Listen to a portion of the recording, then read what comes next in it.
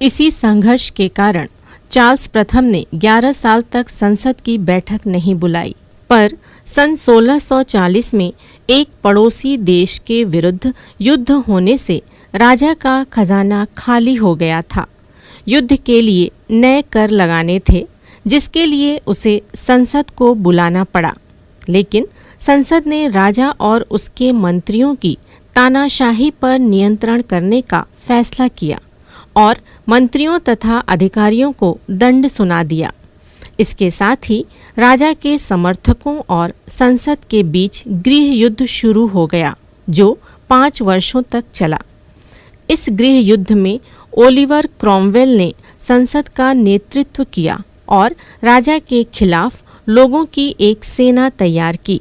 सन 1649 में चार्ल्स पराजित हुआ और उसे संसद द्वारा मृत्युदंड दिया गया। चार्ल्स की मृत्यु के बाद इंग्लैंड में गणतंत्र स्थापित किया गया, जिसमें राजा के लिए कोई स्थान नहीं था। यह गणतंत्र केवल 11 वर्षों तक चला, क्योंकि ओलिवर क्रॉमवेल खुद एक तानाशाह के रूप में काम करने लगा था। क्रॉमवेल के मरने के बाद संसद ने चार्ल्स प्रथम के बेटे चार्ल्स द्वितीय को राजा बनने के लिए आमंत्रित किया।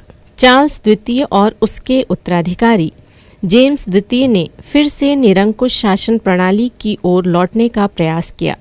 संसद ने एक बार फिर राजा की बढ़ती तानाशाही को रोकने के लिए कोशिश शुरू की।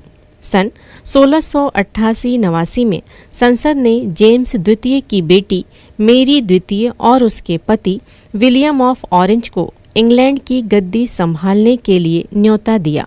साथ में संसद ने शासन व्यवस्था के बारे में कई शर्तें रखीं, जिसे मैरी ने मान लिया, जैसे कानून बनाना या रद्द करना संसद की सम्मति से ही हो।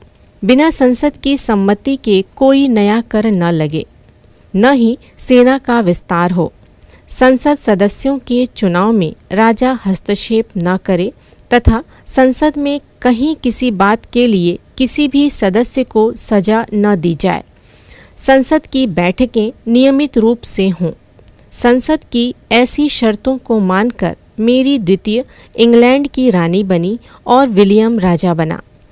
यह सब बदलाव बिना लड़ाई झगड़े और खून बहाए हुआ, इसलिए इस बदलाव को ग्लोरियस या ब्लडलेस रेवोल्यूशन, गौरवपूर्ण या रक्तहीन क्रांति कहा गया। निरंकुश राज की जगह जो नई व्यवस्था बनी, उसे संवैधानिक राजतंत्र, कॉन्स्टिट्यूशनल मोनार्की कहते हैं। इस व्यवस्था में प्रजा को कई अधिकार दिए गए, जैसे अभिव्यक्ति और संगठन की स्वतंत्रता, कानूनी प्रक्रिया के तहत ही गिरफ्तारी होना व सजा मिलना आदि।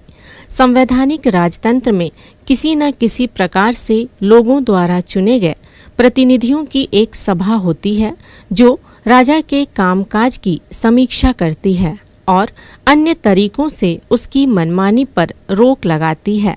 इसे हम लोकतंत्र की स्थापना की ओर एक चरण या पुरानी व नई व्यवस्थाओं के बीच एक समझौता मान सकते हैं।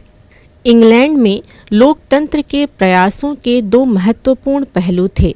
पहला, राजाओं के अधिकारों पर नियंत्रण और उनकी निरंकुशता की जगह चुने गए प्रतिनिधियों का शासन लाना।